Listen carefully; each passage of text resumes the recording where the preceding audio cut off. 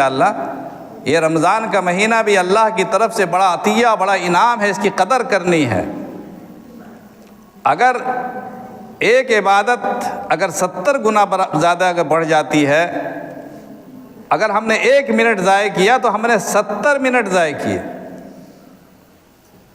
اگر ہم نے 1 گناہ کیا تو 70 گنا ہم نے گناہ کا عذاب اپنے سر پہ مول لیا۔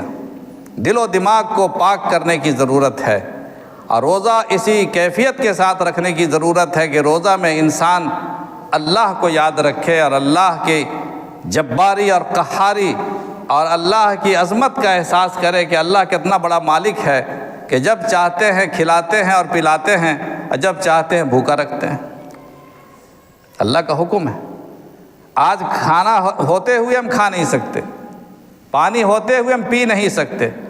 یہ اللہ کی قدرت ہے۔ اللہ تعالیٰ دکھانا چاہتے ہیں کہ میں اصل مالک ہوں، جب چاہتا ہوں کھلاتا ہوں اور پلاتا ہوں، اور جب چاہتا ہوں انسانوں کو بھوکا رکھتا ہوں۔ اس کا احساس انسان کو کرنا ہے۔ اسی لیے افطار کے ٹائم میں لوگ بیٹھتے ہیں افطار کو لے کر کے، اور 1 منٹ کا انتظار کرتے ہیں، اور پروردگار خوش ہوتا ہے، فرشتوں سے کہتا ہے کہ پروردگار اے فرشتوں بتاؤ کہ ان لوگوں کو کون سی چیز روک رہی ہے افطار کرنے سے، کون سی چیز کھانے اور پینے سے روک رہی ہے۔ فرشتے کہتے ہیں کہ تیرا حکم ان کو روک رہا ہے۔ اللہ خوش ہوتا ہے، اعلان کر دو ان تمام کے لیے برات ہے جہنم سے، اور ان تمام کے لیے جنت کے دروازے کھلے ہوئے۔ جنت کا دروازہ اللہ کھول کے رکھتا ہے۔ حدیثوں میں آتا ہے، امام منذری رحمۃ اللہ علیہ نے اپنی مشہور کتاب الترغیب والترہیب میں حضرت ابو سعید خدری رضی اللہ تعالیٰ عنہ کے حوالے سے ایک روایت نقل کی ہے۔